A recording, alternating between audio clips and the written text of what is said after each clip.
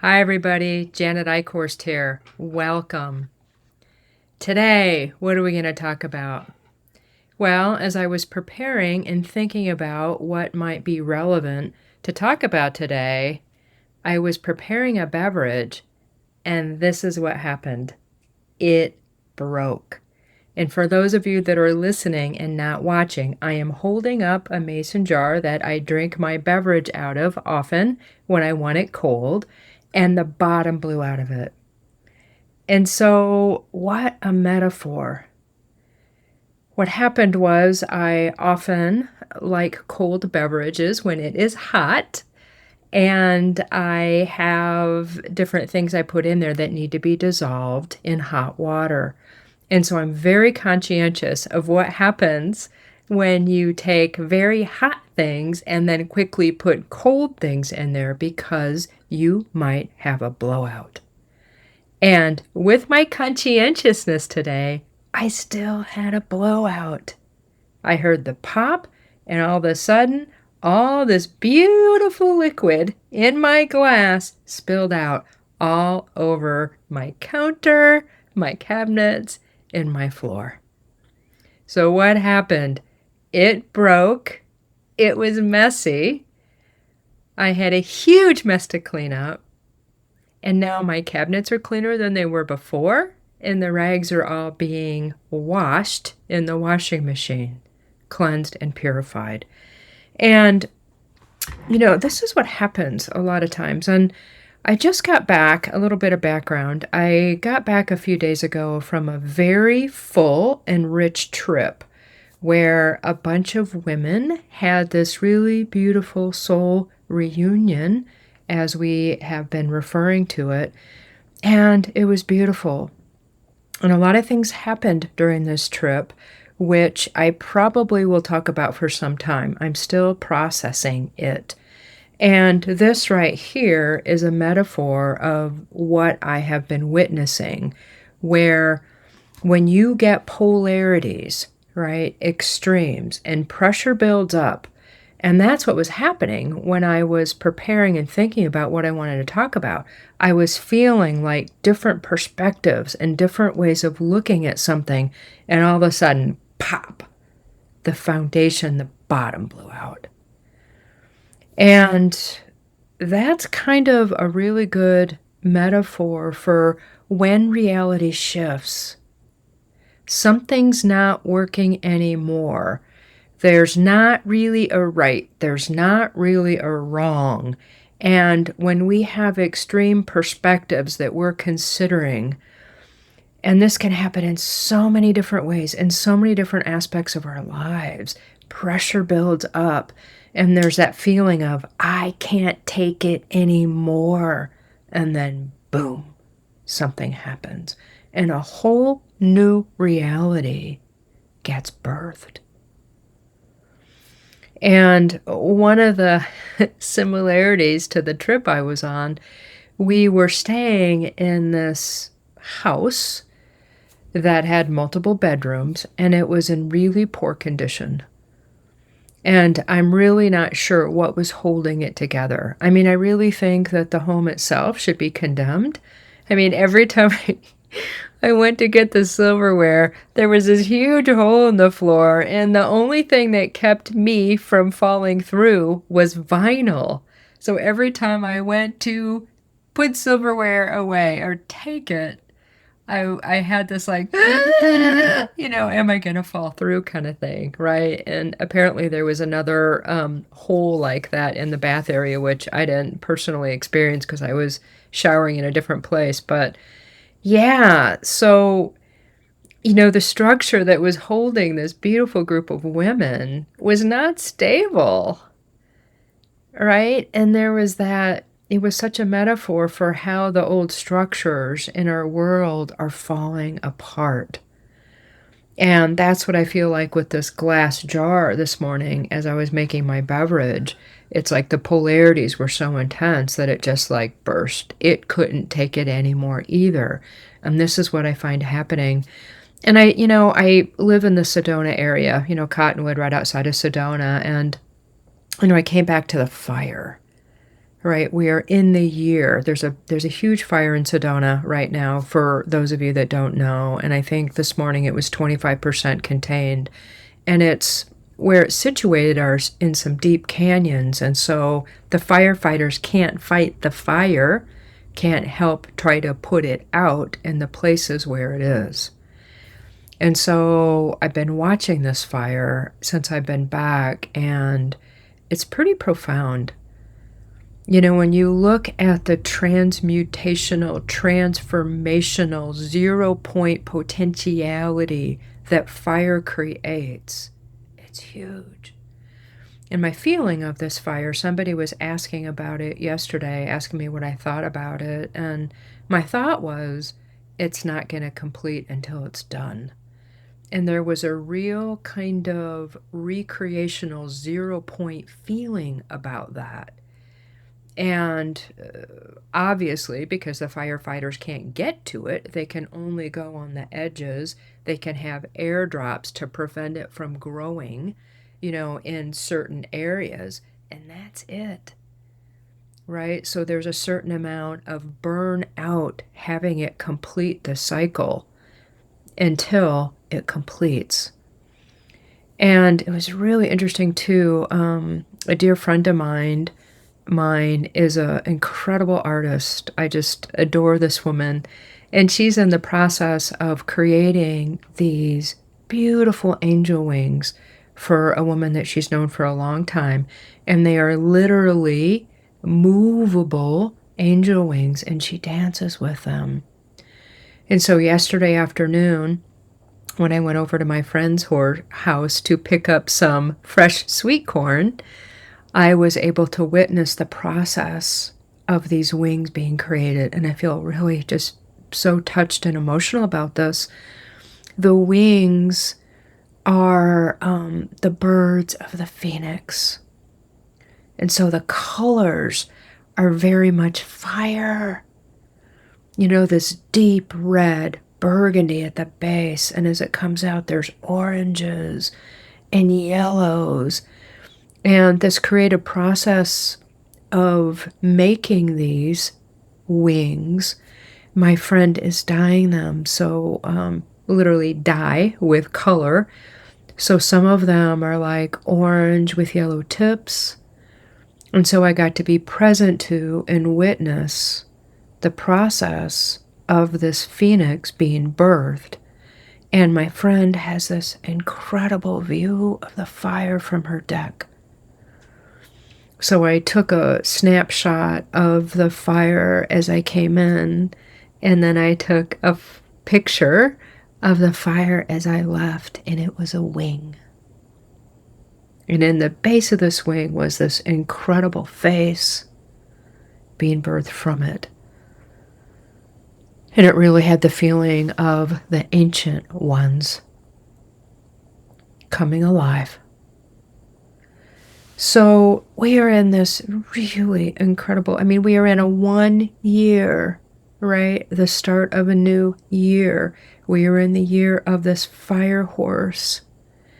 And I am in my process of my own things breaking up, getting messy, cleaning them up, and carrying as much heart as possible in this process and not getting too upset about any of it. You know, when you get a group of women in a small house in conditions, the first thing when we got into this house, I thought, wow, I have standards. I camp, right? I don't mind rustic. I don't mind worn. Right? That doesn't bother me at all. But when I'm in a house that I'm staying in and it doesn't feel like it has a solid foundation, I don't feel like I'm held. I feel like there's issues of safety, right? It was so extreme to me, and I don't mind bugs or insects typically either, right? Like they have their place and I have mine. And in my home, if I find them inside, I'm very clear and we have a conversation about it. They get escorted outside, right?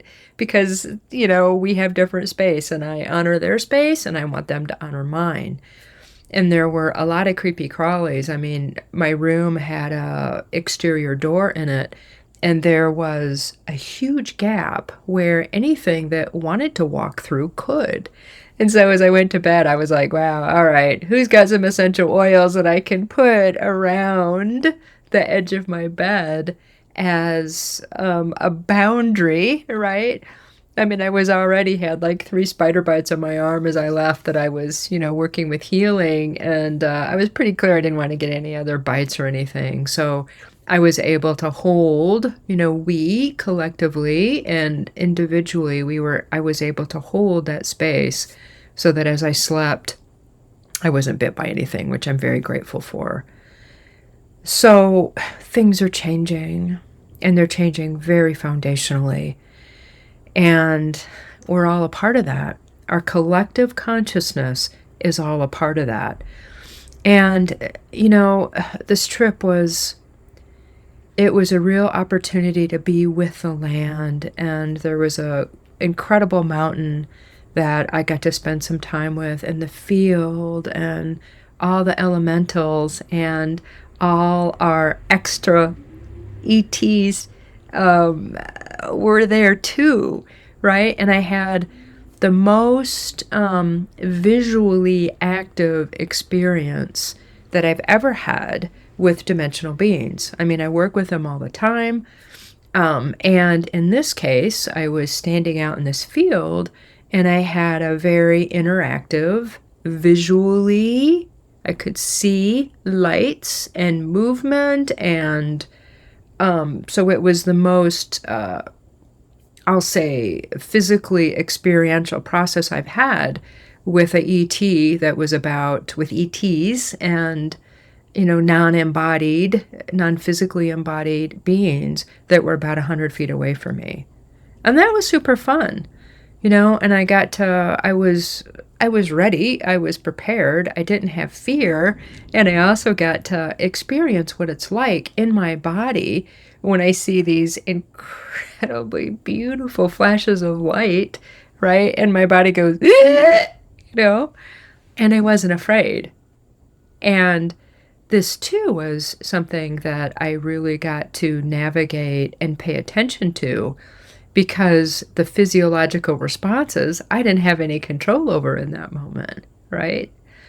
And so that was really fascinating. And I got to have, oh wow, that feeling of when I know I'm not from here, right? I am a being of the stars and of creation, and I have memory of being in a lot of different dimensional spaces. And when I was out there that night and felt that feeling of home, of that love and that connection, there's nothing like that. When I'm fully present, physically as present as I can be in that moment, and have that interaction, that heart-centered connection with beings that I know.